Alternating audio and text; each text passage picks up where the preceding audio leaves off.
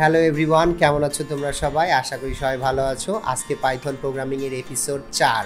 তো আজকে আমরা দেখব যে পাইথনে আমরা ইনপুট এবং আউটপুট কিভাবে নেওয়া যায়। তো আমরা আজকে কিছু ছোট ছোট প্রোগ্রামিং করব, তো সাথেই থেকো। তো চলো শুরু করি। প্রিন্ট ফাংশনের আসলে পরিচিতিটা আসলে কি? আচ্ছা, প্রিন্ট ফাংশন হলো একটা পাইথনে আউটপুট দেখানোর জন্য ব্যবহার করা হয় প্রধান ফাংশন। মানে তুমি কোনো কিছু একটা লিখেছো, সেটা তুমি আউটপুটটা যে দেখাতে চাচ্ছ তার জন্য প্রিন্ট ফাংশনটা ব্যবহার করা হয়।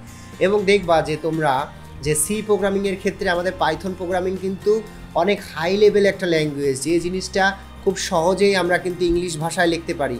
যেমন আগে এক সময় মেশিন কোড ছিল, অ্যাসেম্বলিং ভাষাগুলো ছিল, সেই ভাষাগুলো আসলে অনেক কঠিন ছিল প্রোগ্রামিং, কিন্তু এখন ডে বাই ডে সব কিছু অনেক সোজা হয়ে যাচ্ছে। এই জন্য কিন্তু পাইথন খুবই একটা হাই লেভেল ল্যাঙ্গুয়েজ, মানে আমরা ইংলিশে যেটাই লিখি সেটাই খুব ইজিলি সেটা শো করে দেয়। তো এই জন্য প্রিন্ট মানে বোঝা যাচ্ছে যে কোনো কিছু একটা প্রিন্ট করতে চাচ্ছি আমি, তাহলে এই ফাংশনটা আউটপুটের কাজে ব্যবহার করা হয় সবসময়। তো এগুলো কিন্তু আমাদের পরীক্ষার মধ্যে খুব আসবে, যখন তোমরা পরীক্ষা দিবা দেখবা এই প্রিন্টটা আসলে কি আউটপুট দেখানোর জন্য ব্যবহার করা হয় না ইনপুট দেখার জন্য ব্যবহার করা হয়, এখানে তোমার এমসিকিউগুলো আসবে। আচ্ছা, তারপরে আমরা দেখো, এবং আমরা আমাদের এই 10টা এপিসোড শেষে আমরা পুরো বইটাকে রিক্যাপ করব, তখন এইগুলো নিয়ে আরও বিস্তারিত তোমাদের সাথে আলোচনা করব, যেভাবে এমসিকিউ কোনগুলো আসবে বোর্ড পরীক্ষার মধ্যে। তো চলো প্রথম উদাহরণটার মধ্যে যদি চলে যাই, যে প্রিন্ট দেখো হ্যালো ওয়ার্ল্ড, এবং প্রিন্ট আমার নাম হচ্ছে অনিমেষ, এবং প্রিন্ট 10+5, এই তিনটা যদি প্রোগ্রাম আমি লিখি তাহলে এটার আসলে আউটপুটটা কি আসতেছে। তা আমরা চলো এই লাইনগুলো আমরা যদি একটু কোড করে দেখাই তোমাদেরকে। থনি সফটওয়্যারে চলে গেলাম, পেস্ট করে দিলাম। এখানে আমি যখন রান বাটনে ক্লিক করব, দেখো প্রথমে চলে আসলো হ্যালো ওয়ার্ল্ড, তারপরে আসলো আমার নাম অনিমেষ, তারপরে আসলো কি 10 আর 5, তাকে বোঝাই দিচ্ছি যে 10 আর 5 কি, 10 আর 5 ওভাবেই শো করবে না, 10 আর 5 হচ্ছে যে 15, সেটা সে শো করে দিল। আচ্ছা, তাহলে আমি যদি এখন নিজস্ব একটা প্রোগ্রাম লিখি, যে প্রিন্ট ফার্স্ট ব্র্যাকেট সেম লিখলাম হ্যালো ওয়ার্ল্ড, ওকে। আচ্ছা, তারপরে আমরা পরেরটার মধ্যে আবার যে প্রিন্ট তোমার নাম লিখতেছি, আমার নাম এবার ইংলিশে লিখলাম অনিমেষ সরকার, ওকে। তারপরে তুমি যদি খেয়াল করো,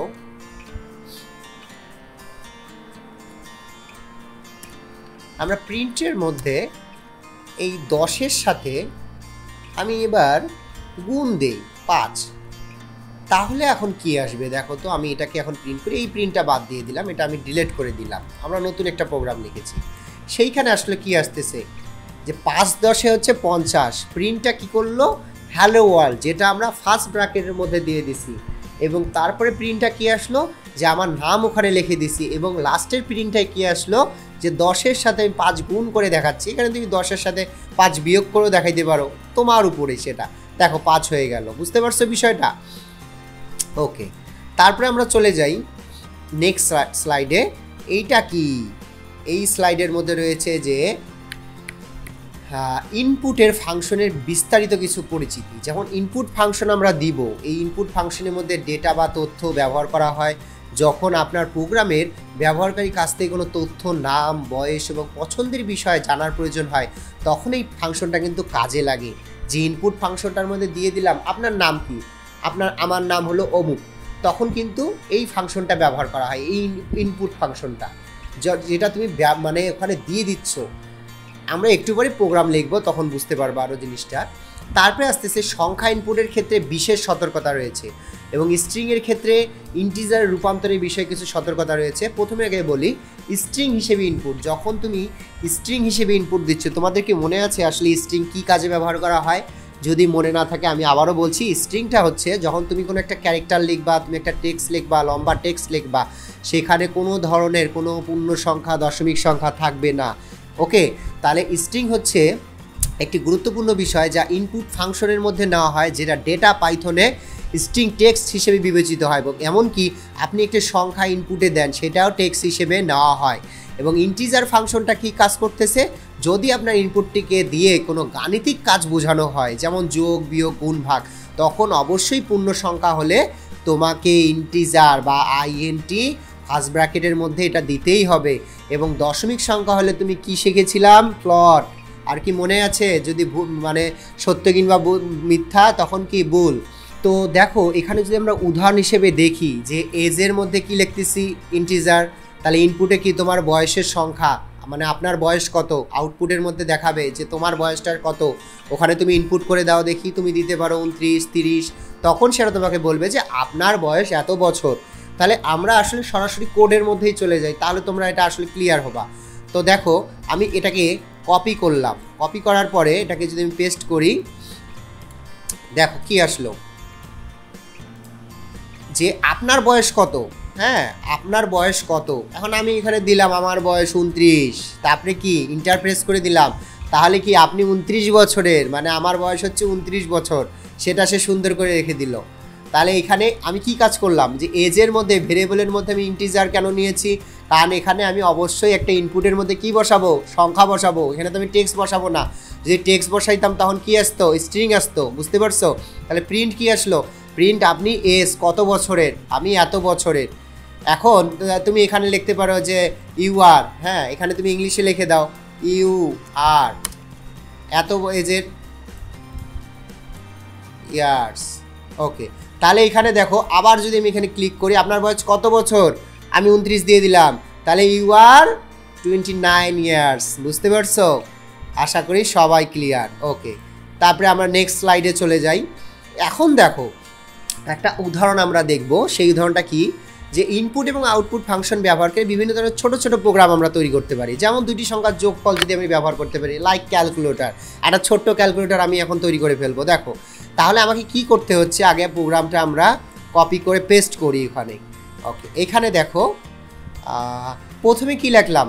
একটা ভেরিয়েবল নিলাম, সেখানে কি নিলাম? ইন্টিজার, কারণ এটা একটা পূর্ণ সংখ্যা আমি দিব।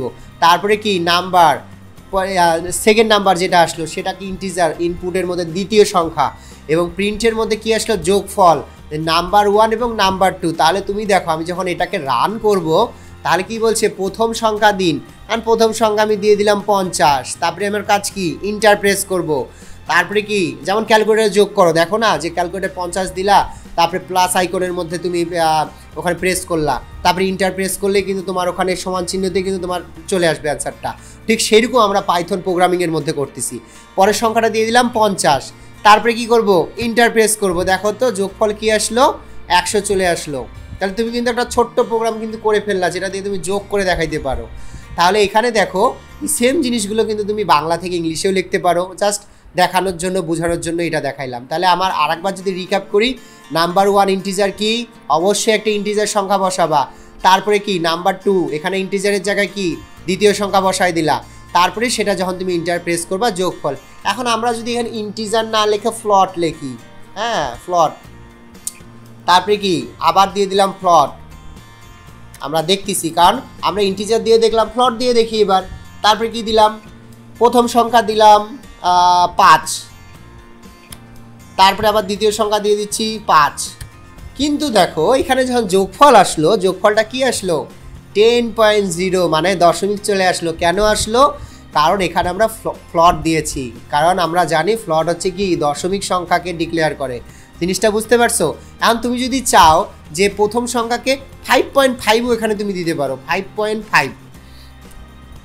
ও আমার এখানে একটু সমস্যা হয়েছে, সেটা হচ্ছে যে পয়েন্ট দেওয়ার সময় আমার অন্য একটা সফটওয়্যার স্ক্রিনশট উঠে আসে। যাই হোক, আমি আরেকটা ক্লিক করতেছি, 5.5 গেলাম, তারপরে ইন্টার প্রেস করলাম, আবার 5.5 যদি দেই এবং ইন্টার প্রেস করি, তখন কি আসলো? 11 চলে আসলো। তাহলে আমরা কিন্তু ইন্টিজার দিয়েও দেখলাম, ফ্লট দিয়েও দেখলাম। জিনিসটা ক্লিয়ার? ওকে, আচ্ছা আমরা পরে চলে যাই যে আসলে বাস্তব জীবনে ইনপুট আর আউটপুটের ব্যবহারটা আসলে কোথায় হয় জানো? ইনপুট এবং আউটপুট ফাংশন ব্যবহার করে বাস্তব জীবনে বিভিন্ন ছোটোখাটো অ্যাপ্লিকেশন তৈরি করা যায়। একটা ছোটো ছোটো ডেটা এন্ট্রি ফর্ম তৈরি করা যায়, যেখানে ব্যবহার করে নাম থাকবে, বয়স থাকবে এবং নানান ধরনের স্ট্যাটাস থাকবে। তো এই মৌলিক জ্ঞানগুলো বিষয়ে তুমি ব্যবহার করে আরও সামনে জটিল এবং কার্যকর অ্যাপ্লিকেশন সফটওয়্যার তুমি তৈরি করতে পারো। পাইথন কিন্তু এখন আসলে খুবই একটা জনপ্রিয় প্রোগ্রামিং ল্যাঙ্গুয়েজ। এটা দিয়ে কিন্তু তুমি গুগলে জব করতে চাও, বড় বড় মাইক্রোসফটে, তোমাকে অবশ্যই পাইথন জানতে হবে। যেমন আগে সবাই সি প্রোগ্রামিং জানতো, C++, এখন কিন্তু পাইথন প্রোগ্রামিং ল্যাঙ্গুয়েজটা এতটাই গুরুত্বপূর্ণ জন্য তোমাদের এসএসসিতে কিন্তু দেওয়া হয়েছে। ওকে, আমরা তারপরে নেক্সট পরবর্তী ধাপের মধ্যে যদি আমরা যাব, সেখানে আমরা আরও শক্তিশালী কিছু পাইথনে অপারেটর সম্পর্কে জানবো, কিছু প্রোগ্রামিংয়ের আরও কিছু ইনপুট আউটপুট সম্পর্কে জানবো। তো আজকের এপিসোড এখানেই সমাপ্তি ঘোষণা করলাম। সবাই ভালো থেকো, সুস্থ থাকো, নেক্সট এপিসোডে দেখা হবে।